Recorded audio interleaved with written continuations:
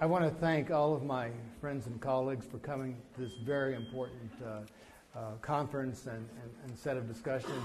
This is quite an illustrious group of panelists who are going to talk to us about work and professionalism. As you know, our president, Nathan Hatch, is having a number of concurrent symposia today around the issues of why work, professionalism, and particularly the stress of sort of the modern professional life and how that affects the concept of professionalism. So I won't introduce all the people in the audience, but thank you. We have some of our key folks in the room today. I will introduce our panelists, though, and we'll start with Dr. Stuart Bondurant right here on my right.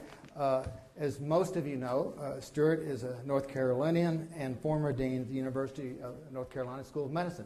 What you may not know is he was born and raised on Miller Street. He's a longtime resident, former resident of Salem here in North Carolina.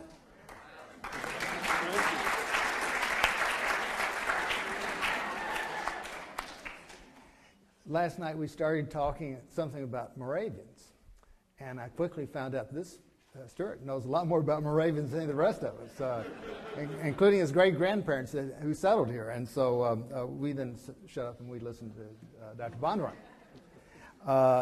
Next, sitting to him is Dr. Mark Siegler, a medical ethicist, a person that I've had personal contact with a long time. He's the Lynne Bergman Distinguished Service Professor of Medicine and Surgery. That's a hard thing to do, Mark, be Professor of Medicine and Surgery. You don't want me to operate on you.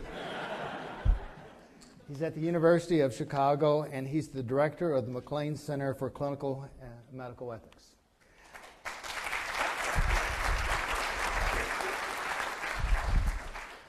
Next, I would like to introduce one of my close colleagues, Dr. Lynne Kirk. Lynne is Associate Dean for Undergraduate Medical Education, University of Texas Southwestern Medical Center. And Lynne got me in more trouble in the American College of Physicians than I could ever have asked for. But for that, Lynne, I repay you by having you come here and talk to all of us. And finally, seated in the first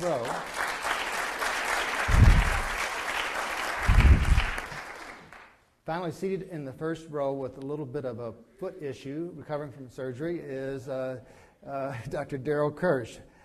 Darrell is the president of the American Association of Medical Colleges. Darrell's had the good fortune of being dean at not one but two medical schools, both the Medical College of Georgia and Penn State, and clearly is one of the most important leaders in academic medicine today. I'll say that after this we will have a lunch and we'll have some ability to talk at lunch about what changes we might like to see in medical education structure. So with that, we're going to have our three panelists talk to us each about 10 minutes. We've sort of orchestrated how this will flow. But this is to be an iterative dialogue. Someone may have placed a few questions in the audience. I don't know who that person would have been. So we're going to talk about professionalism. You know, we all know that professionals are supposed to put the patient above their own needs, to sort of protect the font of knowledge for that profession, police the society that they live in, etc. But how does all that play out in modern society with issues of work hours and work-life balance, etc.? We all struggle with these issues, and our presenters are going to help us frame this for our discussions today. So first, I'm very happy to present Dr. Stuart Bondurant. Oh, what? I'm sorry. Sorry, that was a mental glitch. I'm sorry. Dr. Lynne Kirk will go first. Sorry, Lynne. Sorry. Thank you, Bill. It's certainly a pleasure to be here, and I really appreciate the number of students and I think probably some residents in the audience. It's a pleasure to have you here. I understand we have a lot of physician's assistants or soon-to-be physician's assistants, and want to assure you that at least in my remarks, and I'm sure the other speakers will talk about physicians, but virtually everything we say applies also to you. So we welcome you to that discussion. Physicians today are facing monumental changes in healthcare delivery and a continuing explosion in the science and technology of medicine. Physicians must also contend with complicated political, legal, and market forces. While the outcomes of many of these changes will be positive, they invariably challenge the very nature and values of medical professionalism, especially at the level of the individual physician. Several medical organizations, including the American College of Physicians, have come together to review and refine the definition of medical professionalism to reaffirm medicine's and individual physicians' commitment to the patient as it is challenged by these external forces of change. This definition is contained in a document called a Physician Charter for Professionalism in the New Millennium, which was published in the Annals of Internal Medicine about 5 years ago. This charter has been adopted by many medical organizations around the world and used by many of us in our own medical schools. The charter builds upon the fact that professionalism is the basis of medicine's contract with society. The charter elaborates 3 fundamental principles of medical professionalism. The first is the principle of the primacy of the patient's welfare. This principle dates back to Hippocrates and the role of the physician as healer. The second principle is that of patient autonomy. Physicians must impart to their patients appropriate and understandable information to allow the patient to make informed decisions about their treatment. Ultimately, the patient's decisions must be paramount. This principle is based on bioethical precepts that arose more recently, largely in the last half of the last century. The third principle is that of social justice. The physician must work to assure that the fair distribution of healthcare resources and to eliminate discrimination in healthcare based on race, gender, socioeconomic status, ethnicity, religion, or any other social category. This is based on more recent concepts of distributive justice and is probably the most controversial of these principles for both individual physicians and the medical community. Even the principles themselves can come into conflict in common situations in the practice of medicine. What if the physician feels that a course of action or treatment will achieve the best health outcome for a patient based on the principle of the primacy of the patient, but the informed patient exercising their autonomy declines that treatment or refuses to adhere to it? What if a patient, again exercising their autonomy, requests an expensive intervention when there is no evidence that it will achieve a better outcome than a more cost-effective alternative? How does the physician adhere to the principle of social justice and the primacy of that patient at the same time? To further delineate professional behavior for the individual physician, the 3 principles in the charter are accompanied by 10 commitments. They outline a set of professional responsibilities necessary to maintain these professionalism principles. The first is a commitment to professional competence. This includes a commitment to maintain the medical knowledge and skills necessary for the provision of quality care throughout one's entire medical career. The second is a commitment to honesty with patients.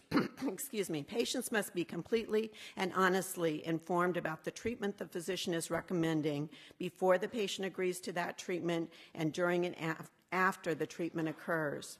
In providing highly technical care, complications and medical errors that injure patients do occur.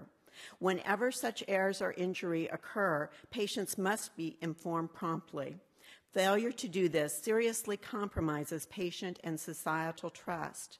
Such reporting allows analysis of medical mistakes and complications to more appropriately prevent future errors and to appropriately compensate for injuries. The third commitment is that of patient confidentiality. Patients must be assured of the confidentiality of their medical information, including the need to explicitly consent to have any of this information shared, even with family members. As we rapidly expand the amount of health information in electronic form, this commitment is more important than ever. It will help facilitate optimal care as the ability to predict and possibly prevent future disease expands as a result of genetic testing of currently healthy individuals. The fourth commitment is to maintain appropriate relationships with patients. In interacting with a healthcare professional, a patient is always in a potentially dependent and vulnerable position. This must never be taken advantage of. We have an ongoing commitment to improve the quality of care we provide and that is provided in our healthcare systems and our society. This requires working with others and teams to measure and critically assess the care we are providing and to develop and implement systems to constantly improve that care and provide that care consistently.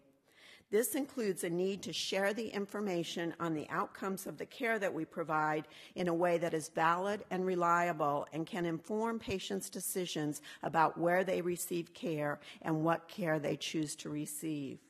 We must honor our commitment to improve access to care. Physicians must individually and collectively work to reduce barriers to quality health care for all members of our society. We can do this by advocating for the best possible care for the individual patients, by reducing barriers for health care within our entire healthcare systems, and by advocating statewide or nationally to improve access to health care for the large uninsured population in our country. Healthcare resources are invariably finite, so we must commit to a just distribution of those finite resources. While maintaining our commitment to the best health care for our individual patient, we must endeavor to provide care that has been shown to be effective and as cost-efficient as possible. We can also work within our healthcare system and in research to assess and promote cost-effective care. Each physician must commit to scientific knowledge upon which the provision of excellent medical care is based. For some physicians, this commitment will be to generate new knowledge or to translate new knowledge into care that can be delivered to the patient to improve health and treat disease. For all physicians, it includes keeping up with the scientific evidence to provide the best care possible to our own patients. Another commitment is to maintain trust by managing conflicts of interest. These can be as common as developing policies for one's own or one's health system's interactions with industry, or to clearly understand and avoid biases in our research that have been shown to be correlated with how that research is funded. The maintenance of this commitment has become increasingly challenged in today's business climate. The final commitment elaborated in the Charter is the commitment to professional responsibilities. This includes the requirement to carry out in the best manner possible the self-regulation that our profession is granted by our society. Those of us in the middle and late years of our working lives in medicine frequently discuss the new generations of physicians entering the profession and how the values of the profession intersect with the values of those post-baby boomer generations. I'm a baby boomer, as you can tell. Those of you who are in medical school, PA school, and training today are largely self-learners. That challenges those of us, your teachers, who expect good attendance at our lectures, and I'm amazed at how full this room is. You give respect when it is earned. You demand just-in-time learning. You function well electronically accessing information and using it immediately. You are multitaskers who learn in sound bites. The way we educators frequently choose to deliver information like this brief lecture is often boring for you. You need to understand the relevance of what you are expected to learn. You work very hard while you are working. You want work that has meaning. This work must have flexible hours and call schedules. You work well in teams. Your focus will be on your patients and how to organize systems to deliver the highest quality of care to them. The new physicians and medical professionals entering the profession from the post-boomer generations are a bit older, equally likely to be women, and ethnically diverse. There are more dual professional couples committed to balancing family and work. They work to live rather than live to work. They are technologically sophisticated and professional. They are becoming physicians for many of the same reasons all the physicians in this room went into medicine. We truly meant what we wrote in our personal statements that accompanied our medical school application. We wanted to enter a helping profession, and we felt that the knowledge and skills of medicine matched our innate skills and appealed to us in a way that made us believe we would be happy practicing medicine for the rest of our working lives. Regardless of the generation we present, we are all committed to being professionals. Thank you.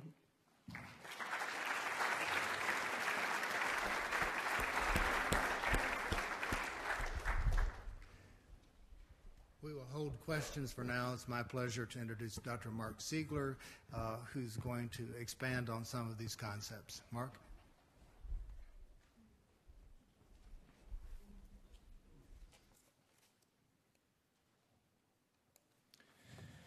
Thanks so much, Bill. I also want to recognize Darryl Kirsch and say hi. And I especially want to begin by thanking Bill Applegate and President Nathan Hatch for inviting me to participate in this very distinctive conference entitled Why Work? Business, Professions, and the Common Good. The two goals of the conference are first, to assist students and young professionals, and I'm so glad Lynne recognized that we have quite a number of students and young professionals in the audience, to assist them to think about the conditions and challenges of modern business and professional life, and second, to challenge students to align their deepest values and commitments to the world of work. I have to say that my task today is a pretty easy one. That is to consider these two issues in medicine, that is the challenges of modern medicine and the alignment of values with work as one practices as a doctor.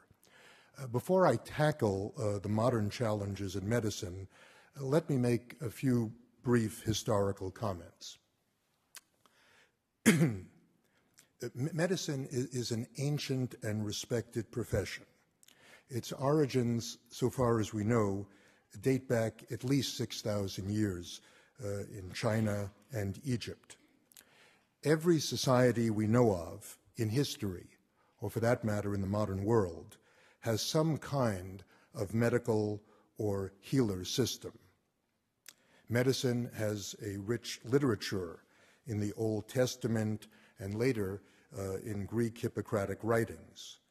One of my own favorite biblical references to medicine, which probably dates from about 900 to 1000 BC, is found in the book of Exodus, just after the 10 plagues and the escape from Egypt and the crossing of the Red Sea. The verse in question reads, and I apologize that this is my translation, revising ever so slightly the King James Version. The verse, which is chapter 15, verse 26, reads, quote, "And God said, if you do what is right in my eyes and listen to my commandments and statutes, I will send you none of the diseases which I placed upon the Egyptians, for I am the Lord your doctor." Now, the King James Version translates the final word of that phrase. It's a Hebrew word, rofecha, not as "I am the Lord your doctor," but as "I am the Lord who healeth thee." But actually, the word can be translated precisely as I've done. It is the "your doctor" is an alternative translation, reminding me, of course, of that joke about the man who presents at the pearly gates, kind of looks around St. Peter to see someone walking around within the pearly gates wearing a lab coat, carrying a stethoscope, and says to St. Peter, "Is that a doctor in there?" And St. Peter responds, "No, that's God. He thinks he's a doctor." And finally, getting closer to modern times, actually getting all the way up to 1000 AD, it was Charles Homer Haskins, in his great book called The Rise of Universities, who shows conclusively that medicine was always one of the 4 core disciplines in the European university system, beginning in Salerno and Bologna in the 10th century, and then 3 or 4 centuries later in Padua, the University of Paris, and in Oxford and Cambridge. Now, I mention these historical vignettes and facts or traditions to make one of the central points in my talk. The goal of medicine has not changed in 6,000 years. The goal is the same for me and for those of you in the audience as it was for the Egyptian priest healer in 4000 BC. And that goal simply is to respond to a cry for help from a fellow human being who is ill, physically or mentally, and is experiencing dis-ease or distress or pain or dysfunction, and who needs help from someone who is educated and trained and prepared to respond. Obviously, the ability of the modern doctor to respond effectively based on new scientific and technological achievements has changed enormously in 6,000 years. But the fundamental cry for help and the fundamental response has not changed in that time. All right, let me take you up to the present. For more than 40 years, I've practiced primary care general medicine. I take care of adult patients, men and women. I look after them often for many years. Some of my patients now go back almost those 40 years. I take care of them when they're healthy and often when they get sick. Most of my patients are above the age of 50, and most of them have some sort of chronic disease like heart disease, diabetes, arthritis, lung problems, and the like. The conference title says, "Why work?" The answer for me is simple. I love my work. Some days are somewhat harder than others, but overall, I love my choice of medicine. I'd never change it. I just came off a month on the inpatient general medicine service, and I got to say that the students and residents that I deal with, that I dealt with during this past month, are no different from the ones that I first dealt with the first year I attended on the inpatient service in 1970.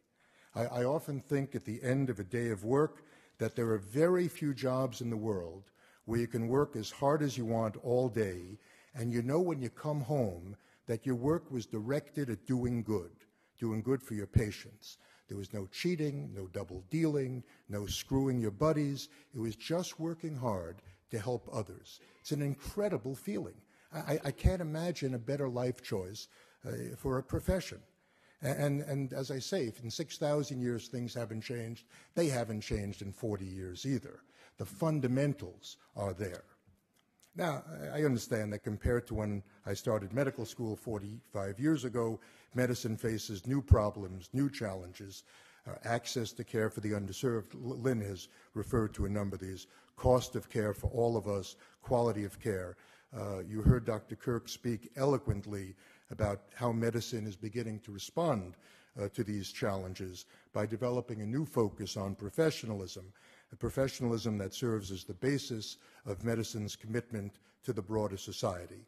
In my concluding remarks, I would like to briefly add to what Lynne Kirk said about professionalism by indicating in a way my second central point in the talk, and that is that physicians' commitments to professional standards simply must be more than rhetorical, and they should require concrete and evaluable action on the part of the physician. Now, I'm not going to tell you about the evaluation today. I just don't have time. But I will tell you 5 concrete actions that I think professionalism demands of physicians. We can talk about how you evaluate for these maybe in the discussion section. Number 1, first, reinforcing what Lynne said, physicians simply must achieve and maintain mastery of clinical skills and intellectual competence. Physicians must devote themselves to keeping abreast of the current literature and to pursuing lifelong learning. There is simply, that is the deal with society. Second, physicians must personally demonstrate their commitments to the three fundamental principles of medical ethics that Lynne referred to, through honesty with their patients, by negotiating clinically and ethically valid informed consents, and by providing excellent end-of-life care to patients. Just for example, in the matter of end-of-life care, physicians have to be able to negotiate advance directives, DNR orders, and to be able to provide adequate relief from pain, as well as compassionate and humane care to their patients and their families. Third, professionals should wash their hands. By this I mean, professionals must take personal responsibility and demonstrate a strong commitment to the welfare and safety of their patients. I also think professionals not only wash their hands, but should be taking the influenza vaccine. All studies show that fewer than 40% of doctors nationwide do this, despite it being a recommendation of every medical society since 1982. Both of these actions, washing hands and flu vaccine, can be done at essentially no cost and no risk to the doctors. Importantly, I think that physicians have to recognize that these simple actions, like hand washing or taking the flu shot, accomplish more than simply minimizing nosocomial spread of disease. Rather, through these simple actions, physicians demonstrate their commitment both to their patients and to other patients' welfare. Fourth, and I won't have time to dwell on this today, professionalism requires that individual doctors make a commitment to develop and maintain strong and effective doctor-patient relationships. Nearly 2,500 years ago, Plato, writing in the Laws, recognized that good doctor-patient relationships were required to achieve the goals of medicine that I spoke of when he described, this is Plato describing the qualities of ineffective versus effective medical care. I can quote that for you later if you're interested. And finally, returning again to a point that Lynne made, finally, a requirement of medical professionalism is that individual doctors should support policy initiatives designed to decrease health disparities and improve access to care. This might be considered the medical equivalent of the lawyer's pro bono work. It means that all medical professionals should dedicate some portion of their practice to work that benefits the poor and uninsured. I recognize that this ideal of public service clashes with the weight and burden of debt that most medical students face today. If, however, the medical profession is serious about encouraging standards of professionalism, like service to those who can't afford to get into the system, then it must begin, medicine must begin, to offer debt forgiveness of the kind that Yale University Law School and Harvard Law School, and more recently the University of Chicago Law School, provide by forgiving a certain percentage of the student's loans each year the student works in public service. Last week, you may have seen that Harvard announced it would waive third-year law school tuition for students who committed to spend 5 years working either for nonprofits or for the government. Medicine must develop a comparable system so that those who want to make career choices in the public sector are able to do so without being faced with crushing loan burdens. Returning now to the goals of the conference, I think that in thinking about the challenges and conditions of modern professional life, medicine simply has to encourage students to continue to look at their deepest values and commitments, even when choosing a specialty or when deciding on public service. In my view, medicine has to make career choices for students much more affordable than they currently are, where students are often driven into career choices within medicine that help them to meet their debt obligation. Thank you very much for listening.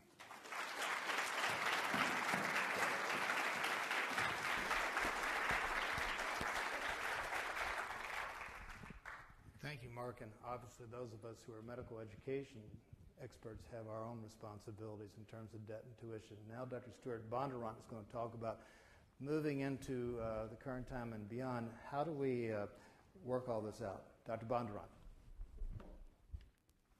Thank you, Bill. First of all, I want to say what a really tremendous pleasure it is to be here back on Hawthorne Hill and so near to Miller Street. But there is one other thing that I would share with you, and that is there's a part of me that's never left the North Carolina Baptist Hospital since 1939. It's my appendix.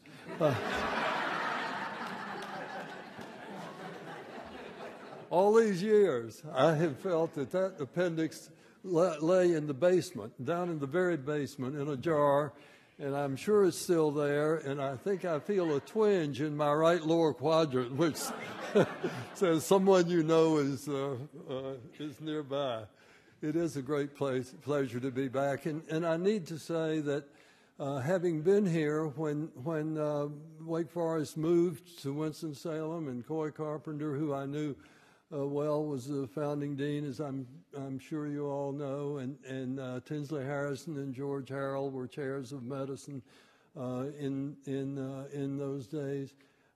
This school got off to a wonderful start, but its trajectory since then as one who has watched as an affectionate friend from the outside, its trajectory since then, under the great leadership that it's had from Manson Meads and Dick Janeway and Bill, and many of you who are in the audience, has been just spectacular. It's a wonderful, great institution, and I'm very proud to have been born nearby in the shadow of the institution. I also need to take just a moment to express my respect and appreciation for the contributions of all three of the people who are on this panel today to the American College of Physicians.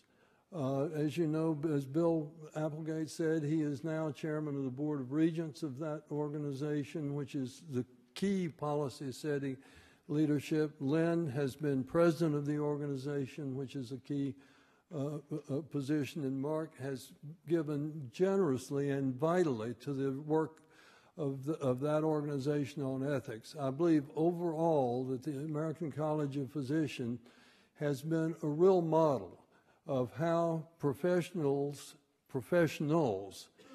can express their interests and their insights and their wisdom and contribute to shaping social policy.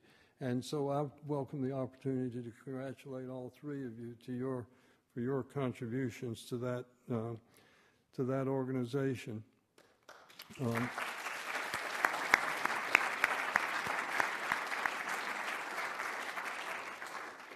I'm going to take a little bit of a different tack. The topic of our conversation today is, I think, especially timely for a reason that hasn't actually been touched on quite yet, and I think we need to face it squarely. And that is that there are real tensions in the professional practice of medicine, and there are some very unpleasant dimensions to that practice today. And that, I think, is part of the reason that the topic was chosen. It's part of the reason that it's not just what's wrong with the profession of medicine, it's why work at any profession is basically the topic. And I think we need to acknowledge the fact that this is a time of stress, and to consider what are some of the sources of the stress, what are the nature of those stresses, and what are the things that we can constructively do about it.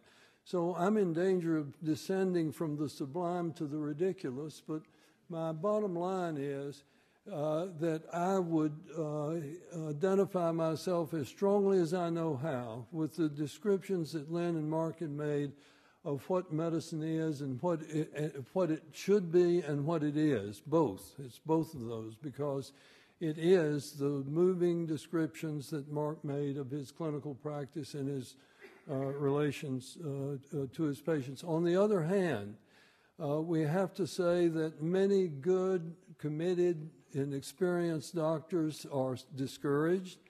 The number of physicians who are practicing part-time grew 50% last year. And these are expressions of a problem that I think we need to examine.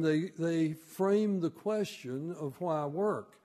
My answer is exactly the same as the answers that you've heard so far.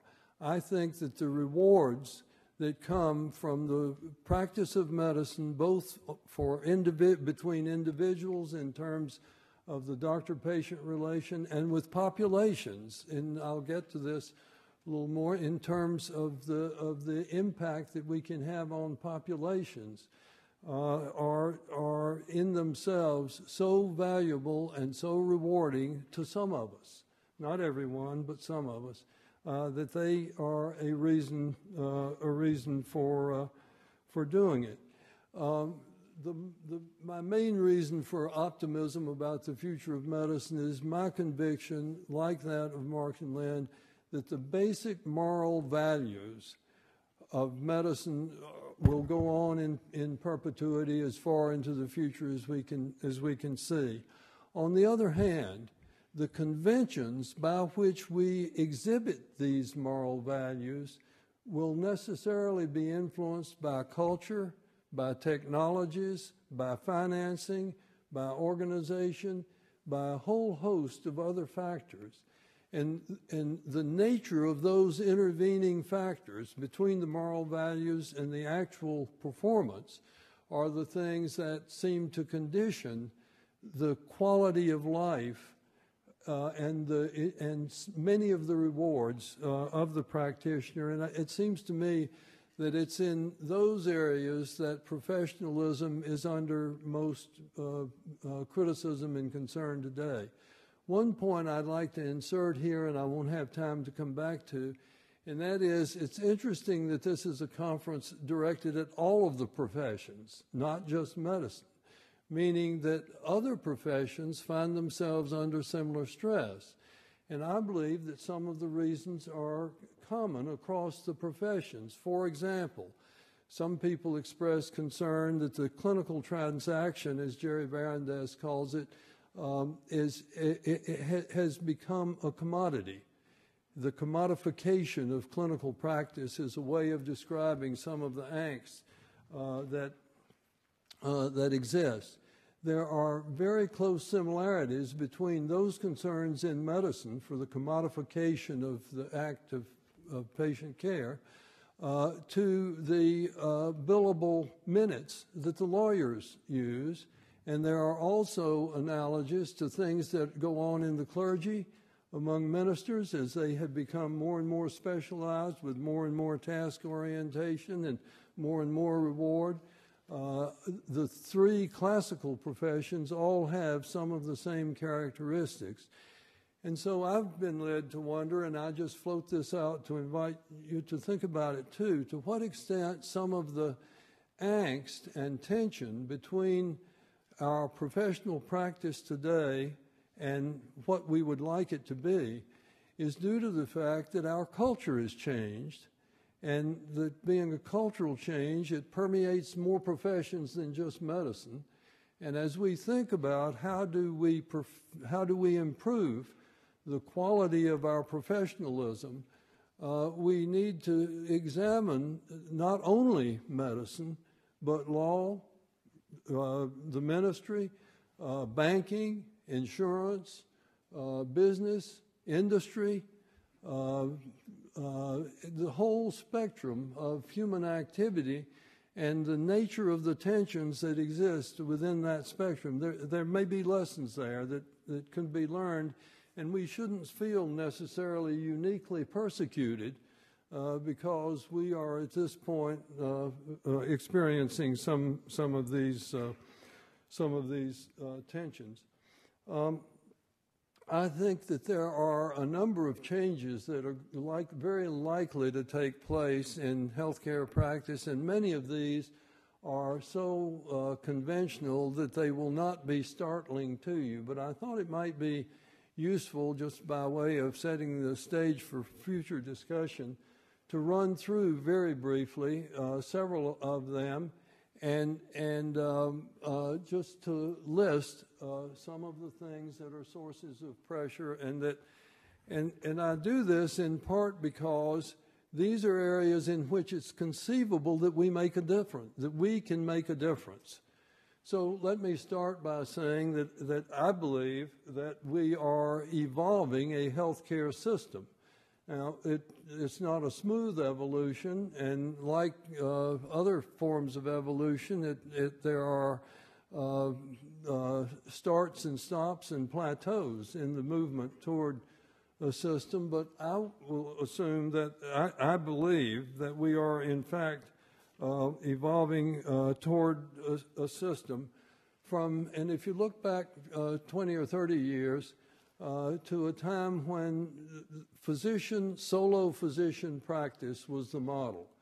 We've already moved so far beyond that it's clear that we're now in an entirely different context from the solo model. We now work largely with teams of diverse providers, diverse disciplines among the providers.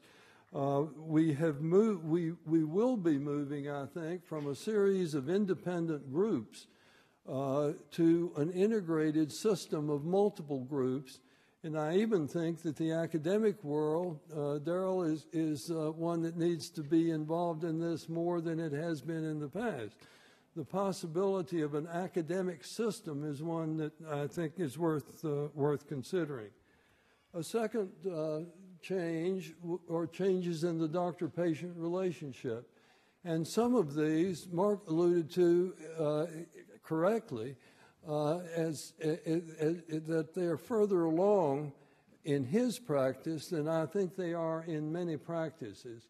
For example, I don't think we have yet perfected our ability to respect patient autonomy in all settings and by all of us, me included. But increasing patient autonomy is going to be a key to the future of doctor-patient relations, in my judgment. Secondly, patients are going to be far more better informed. More patients are going to be, and already are, better informed than they have in the past. And the physician's role is more that of an advisor than a parent, to use the analogy of the I do think that it's wrong to group all physicians and all healthcare providers under one single label. I expect that a number of, in fact, it's a fact, I believe, that a number of physicians now function as super technicians. They have very little, if any, direct patient contact. The model of the primary care physician who follows of the practice that Mark described is a prevalent, and I think will continue to be, the core model of the practice of medicine, but it's not the universal model. And in any thinking about medical practice, we have to recognize, I think, the diversity that's there.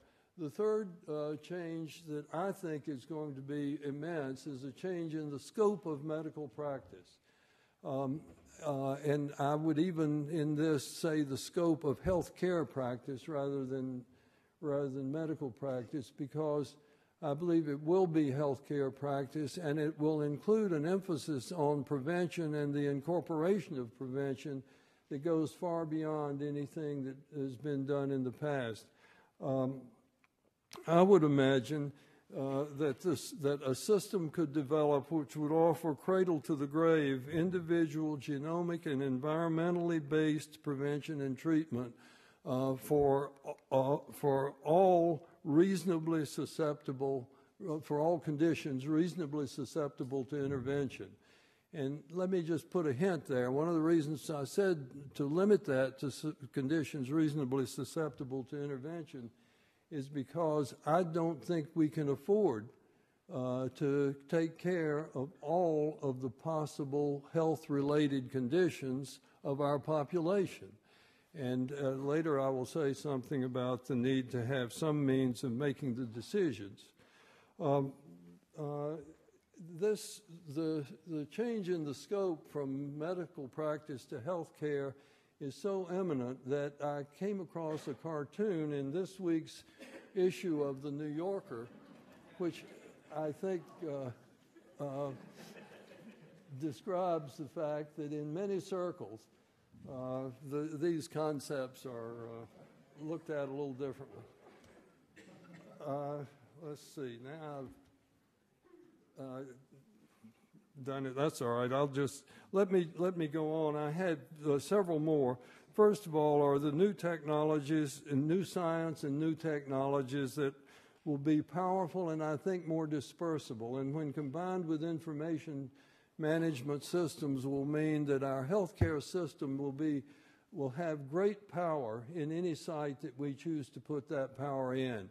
There'll be decreasing, I think, number of high-tech, of mid-tech kinds of diagnostic tools that will require the kind of aggregation that we have traditionally called, thank you very much, thank you, that we've called hospitals.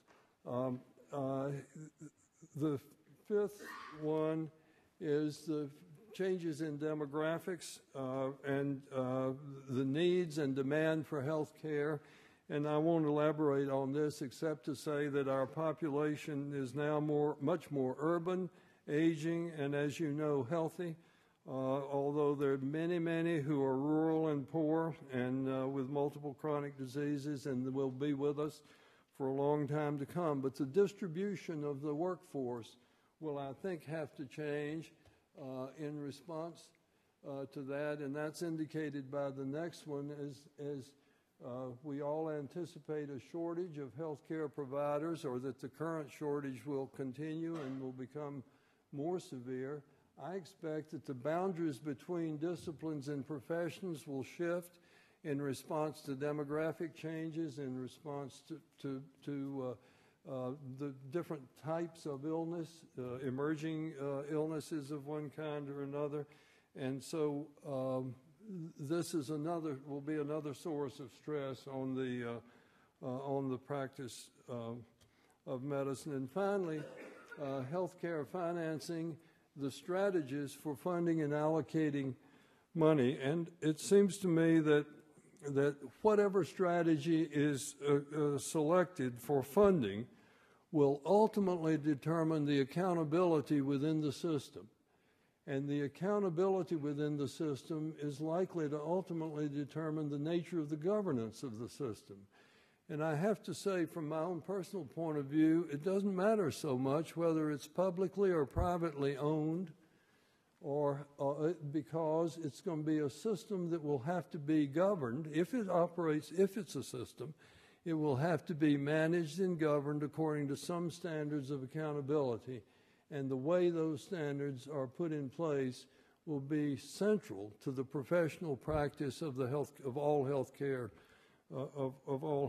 providers, because they'll determine the feedback of resources that determine the tools that will be available to fulfill the responsibilities of patient care. Well, those are just some of the things that I think will determine the nature of practice in the future, and each one of them have had many books written about them, and so this is really just a listing of them with some expressions of personal bias edged in along the way, I suppose.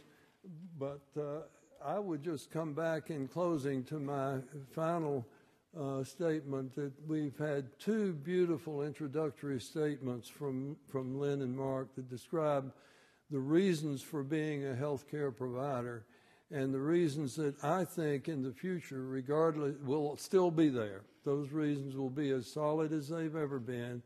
The conventions by which they are expressed will be different because the culture is different.